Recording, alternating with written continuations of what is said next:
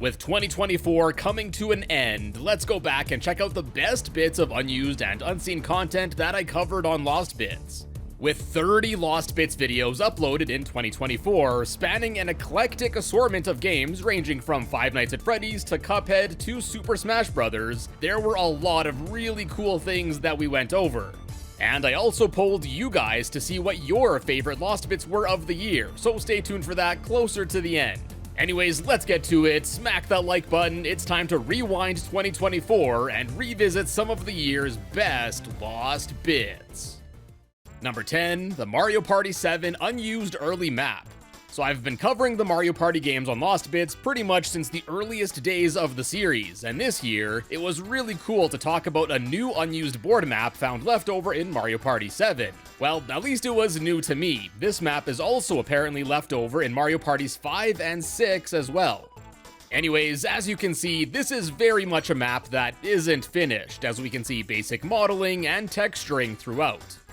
The board starts off at this building, in case you couldn't tell by the large START text on it, and then players were to take a clockwise path up the mountain, and then at the top, there's a building similar to the one at the bottom where it equally explicitly indicates what its purpose was.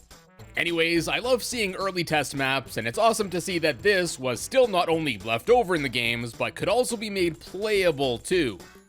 Number 9, the Indigo Park Unseen Secrets. Now, Indigo Park is one of the many new kids on the indie horror game block, and in true indie horror game fashion, as we've seen on Lost Bits for years now, there was a ton of interesting stuff found outside of the player's normal view. Now, I talk about this stuff for nearly half an hour in the original video, so in the interest of time, I won't go into all of the hidden out-of-bounds stuff here, but some highlights included seeing this default Unreal Engine mannequin model near the amusement park's entrance, various instances of some of the game's NPCs having their animations looping out of bounds, like with Molly McCaw splitting with her head on repeat. There were a few unused assets hiding in the arcade game, a message hidden for players that explored the game out of bounds, and there was even a gun model found under the Rambley's Railroad section. And in addition to all of those, there was an early version of the game's map left over unused as well. And there were of course a bunch of really cool things to find here, including a cat that was unused at the time but eventually did get added to the game in an update, as well as an idea that was cut for Rambley's Railroad, where originally it was supposed to be a target shooting game instead of just a visual and audio experience. Anyways, yeah, lots of really cool cut stuff from this first chapter of the game, so I hope the devs continue leaving little unused and unseen bits in the future. Number 8, Poppy Playtime Chapter 3's Unused Duck Ride. Early 2024 saw the release of the third chapter of Poppy Playtime, and after 2 chapters containing banger amounts of cut content, it was no surprise that the third game followed suit. There ended up being like over an hour of cut content to go over, but probably my favorite thing to find was a scrapped area that was left over just behind a wall in the playhouse area of the game. So just behind this wall in the pool room is actually the entrance to a scrapped ride segment, in which the plan was for the player to have taken a ride on this duck thing, which explains why there are so many in the previous pool room. And not only is this ride found here, it's also functional too. Well, mostly. Interacting with the duck allows you to start up the ride, and you can hold this switch down to open up another gate door here. But unfortunately, due to some wacky collision later on, you can't do the same with the next door, so the ride ends up getting stuck here. Based on how long it takes to open this first gate though, it's likely that this was going to be some sort of chase segment where either the smiling critters or perhaps Dog Day would have chased you around. Now, although you can briefly see this area underneath you in the tubes during the Dog Day chase segment, most players didn't know that down there and just beyond some walls is this entire ride that was cut from the game. Number 7, Finding Frankie's Early Development Screenshots.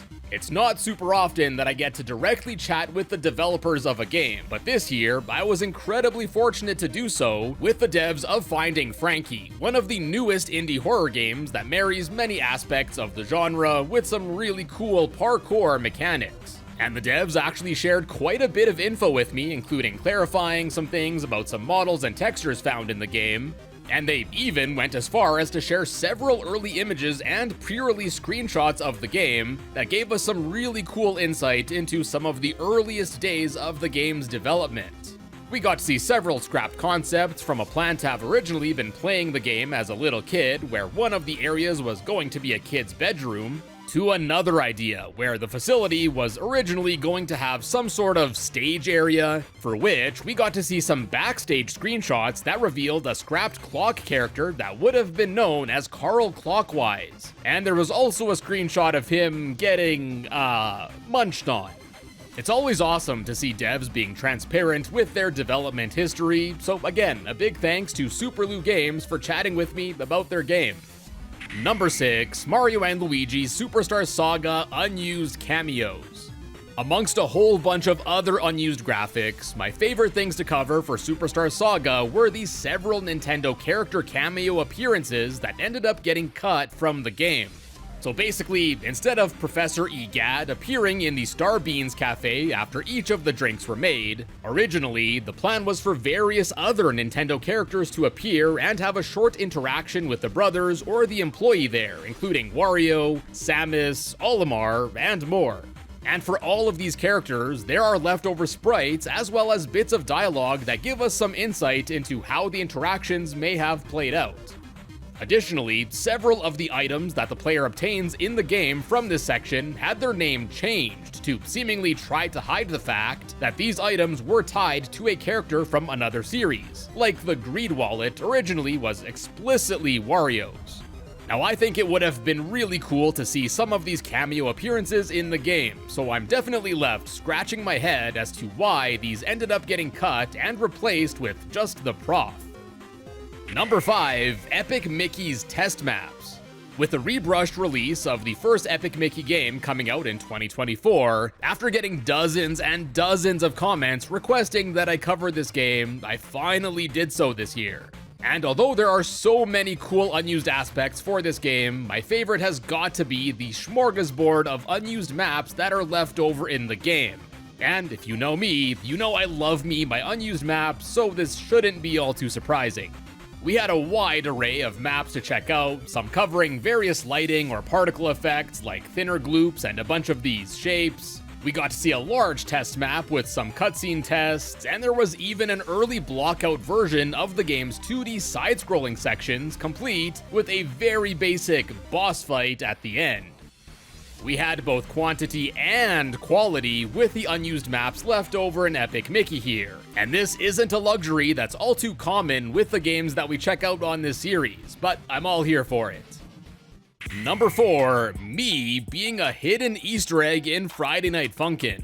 So, of course, I spend a lot of time going over unused and hidden content in games, but I think this was the first time I was actually added as a secret Easter egg myself. So in the new Pico update that was put out for Friday Night Funkin', when selecting Pico as your character, on the song selection screen, a new background was implemented, featuring a bunch of weapon blueprints. And although it's basically impossible to see with its resolution in-game, when flipped around, we can see a message reading, "Hello, TetraBitGaming." Knowing that I'd be combing the files for this game, the game's animator and director, Phantom Arcade, left this in as some interaction bait. And although this led to a lot of people thinking that the Funkin' crew hates me or something, that definitely doesn't seem to be the case. And I welcome all hidden interaction bait in the future. Number 3, Cuphead Lost Level Info. After the release of the Delicious Last Course DLC, as well as the subsequent 6th anniversary update about a year after, although it seems like the devs don't really have any plans to continue updating Cuphead itself, 2024 saw the release of the DLC's art book. In addition to revealing an absolute buttload of scrapped ideas and concepts for the bosses and stages that were added to the DLC update, this book also dedicates a whole section to the game's lost levels. And here, the book's authors actually share a bunch of info for these stages that were cut. We got several concepts for the scrapped Tower of Power mode that was going to be a roguelike boss rush mode of sorts, early concepts for the airship stage that ended up getting reworked into the King's Leap bosses, as well as going into scrapped content that I covered way back in my first Lost Bits video on Cuphead in 2018, like the cut boss fight against the pachinko-themed Patchy Patchy, as well as the coin-op bop arcade idea too. We've been speculating about some of these levels and ideas for years now, so it was awesome to get some confirmation on what they were in fact supposed to be, and reasons why the decisions were made to scrap or rework some of these concepts. And although it still disappoints me that some of these ideas never ended up getting realized in the game, we did finally at least get some closure with this book. Number 2, Lost Yoshi game found in the source code of Pokemon. Now, one of the craziest developments of 2024 in the gaming space that I don't think many people expected was a massive leak from Game Freak, the main devs behind the mainline Pokemon series games. And amongst a bunch of early sprites and builds of a few of the games, found in the source code for Pokemon Black and White was actually an unreleased Mario game that, until this leak, never saw the light of day in public. And this leftover in the source code appears to be a remnant of plans to release a remake of the 1991 puzzle game just titled Yoshi that was originally released on the NES and Game Boy. Although very much incomplete in this state, as it only seems to feature this underwater level and always appears to load into a versus match despite there not being a second player, the game is surprisingly still pretty functional. And there was also some leftover unused content for this game as well, including what looks to be another stage background, as well as some sprites for Luigi himself. Now, although it's unconfirmed, so it's not 100% clear what the plans for this game were, based on the 1995 copyright date on the main menu and featuring Ape Inc., who eventually became Creatures Inc. in late 1995, it's believed that this game might have been planned to release on the Super Nintendo, much like how Yoshi's Cookie got a Super Nintendo remake as well. And some have also speculated that this Yoshi remake might have been intended to have been released as part of the Satellaview service in Japan, as some other NES games also got facelifted versions this way too. But whatever the case may have been, finding a lost Mario game left over in the source code of a DS Pokemon game after a massive leak certainly wasn't on my bingo card for 2024. And now, before we get to my top pick for 2024, let's see what you, the viewers, thought was the most interesting this year. Well, actually, let's start with what you thought was the least interesting, at least of the choices that were added to the poll. And with only 10% of responders including it as one of their favorites of the year, we have the unused levels left over in Super Princess Peach. This certainly isn't as popular of a game, so I can see why this wasn't chosen as often. Now, unfortunately, these polls tend to boil down to just being a popularity contest of the game itself, so if you were ever wondering why I don't rank these videos based on just viewer responses, that's a big reason why. Anyways, at the number 5 spot for viewer's choice, we have the leftover Super Nintendo style graphics that were found unused in the files of FNAF Into the Pit. These gave us some really cool insight into the original plan for this game to have taken on a Super Nintendo style, and to even have been released on Super Nintendo carts. Then at number 4, with just under a quarter of all participants indicating it was one of their favorite bits, we have the dev build of FNAF Into the Pit that was leaked onto the Nintendo Switch. And then, adding to the popularity contest folly of these polls I mentioned earlier, taking the 3rd, 2nd, and 1st place spots on this poll, we have choices all from the Cuphead DLC art book, with 3rd place being various cut concepts for Esther Winchester, including various dairy and meat ideas. 2nd place was chosen to be the various cut concepts for Miss Chalice. And then, voted as the number 1 most interesting lost bit of 2024 by the viewers, with over 55% of voters choosing it as one of their favorites, we have, of course, the info detailing the lost levels in the new art book.